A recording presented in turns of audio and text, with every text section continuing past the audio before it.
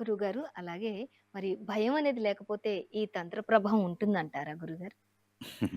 దేవుడు అంటేనే భయమండి. హ్మ్. ముఖ్యంగా చెప్పాలంటే మానవ జీవితంలో ఏదైనా సరే మీరొకటి ఎట్లా అంటే ఇప్పుడు మనం హెల్మెట్ లేకుండా రోడ్డు మీదకెళ్తే పోలీసోళ్ళు పట్టుకుంటారు, పెనాల్టీ ఏస్తారని భయం. హ్మ్. ఇన్స్యూరెన్స్ లేకుండా రోడ్డు మీదకి బండి నడిపితే బండ్లు ఆపేస్తారని భయం.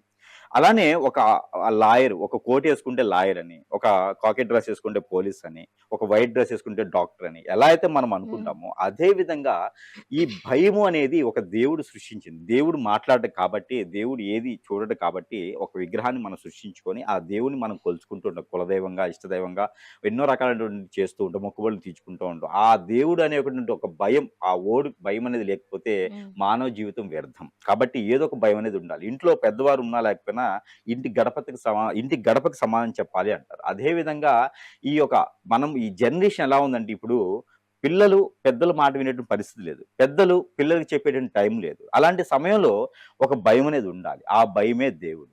ఆ దేవుడనే భయం లేకపోతే మనం ఏం చేస్తున్నామో అర్థం లేదు, పరమార్థం లేదు. మనం చేసేదానికి ఎటువంటి ప్రతిఫలం ఉండదు. కాబట్టి ఆ భయంతోనే మనం ముందుకెళ్ళాలి కాబట్టి దేవుడు అంటేనే మనకు భయమా, భక్తి అనేది ఎలా ఉంటుందో ఆ దేవుడు సృష్టించినయే మంత్రము, తంత్రము కూడా.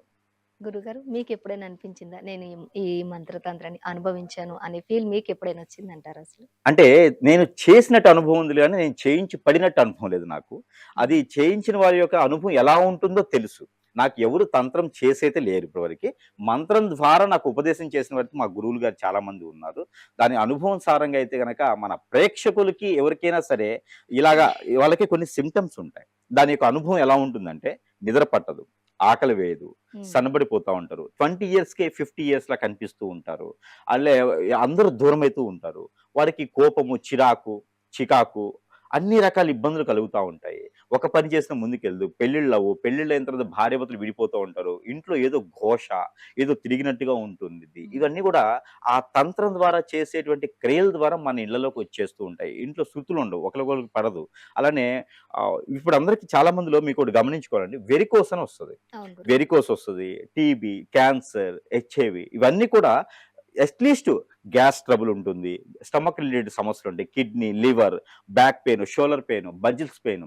అలానే ఇంకా మనకి గర్భసంచిలో ప్రాబ్లమ్స్, యూట్రస్ ప్రాబ్లమ్స్ ఇవన్నీ కూడా ఆరోగ్య సమస్యలు అనుకుంటున్నారు గదా! కాదు. తంత్ర సమస్యలు.